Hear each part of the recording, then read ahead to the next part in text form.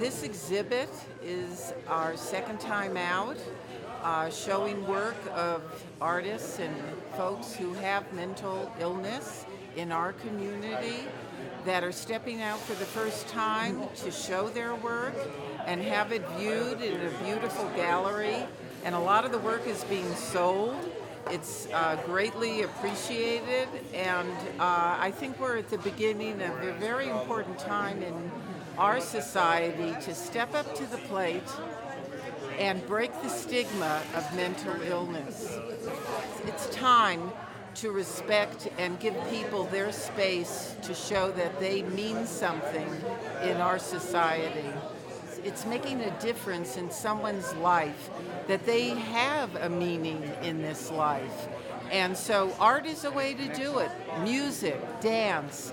You know, this is an open field that we can encourage, but we're starting with the fine arts. And as you can see, the response is enormous. I'm just thrilled to see my students and students at various other places really seeing how their life can be changed by the creative process and making something out of nothing. We're all excited about that. When you create something from nothing and then you've created a piece of art that other people love and want to buy. It's a whole process.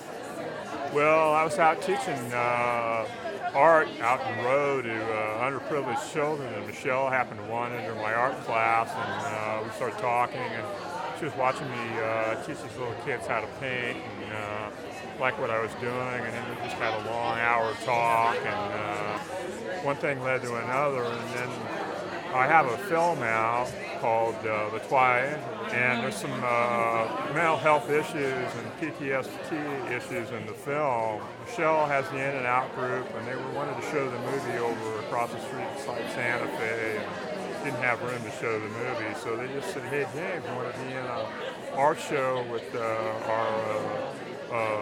artist?" I said, "Sure," and so they put one of my paintings in, and so here I am.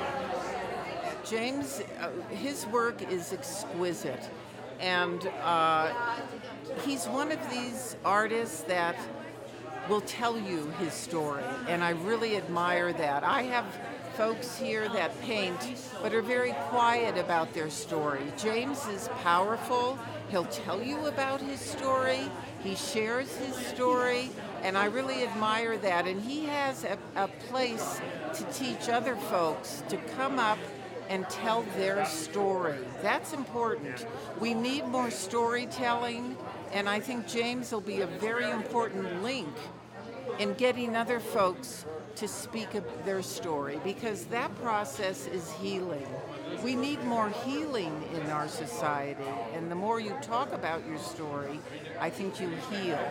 And James would be that perfect fit.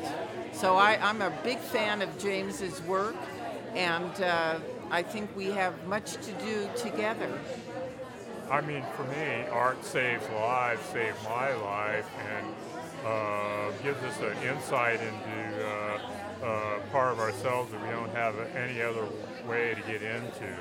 Jung calls it our divine gift, and so I think no matter who's making it or how it's made, where it's made, who makes it, it's pretty profound, and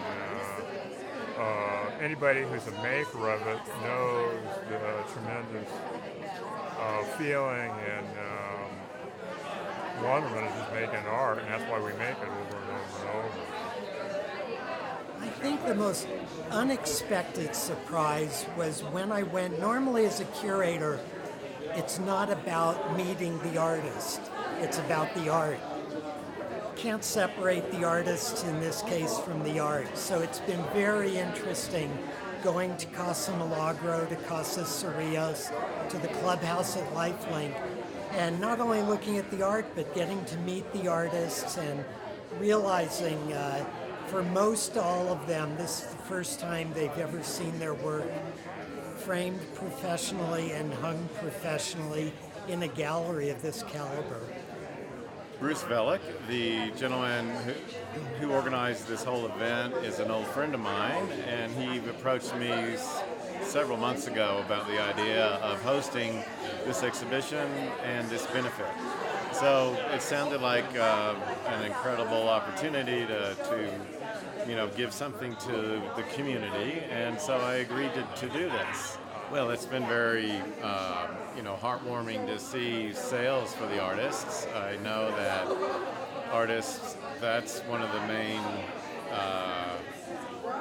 things that they work for, is to do their own work and yet also be able to share it with other people that enjoy art and actually buy the works of art and take them home. So it's been really fulfilling for me to see the artists have an audience and have their work collected. I think that the artists have been very, very happy with that.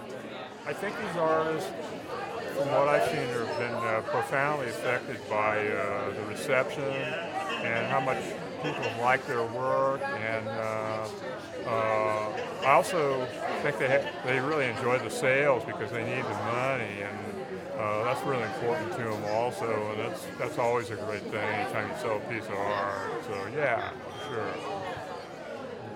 I fell in love when I saw it, and I just hoped that it was going to be mine, and I couldn't let it go unsold because it's the spirit of this whole show.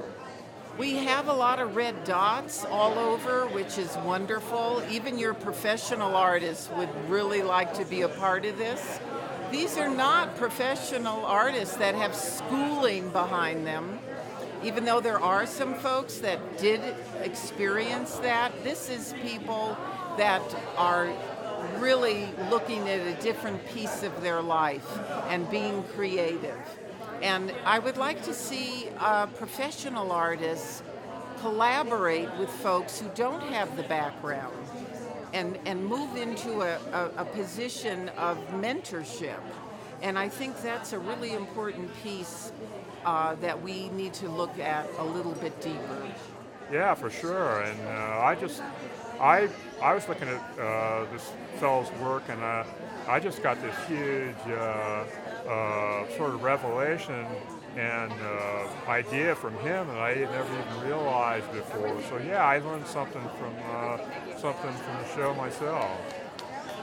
I thought this was a fabulous venue and a fabulous idea that if we took not just professional artists like myself, but a whole cadre of other professional artists with the In and Out group, and we either painted together or did some projects together, we might be able to learn a lot from each other and just basically share our creativity and see what kind of magic we could make.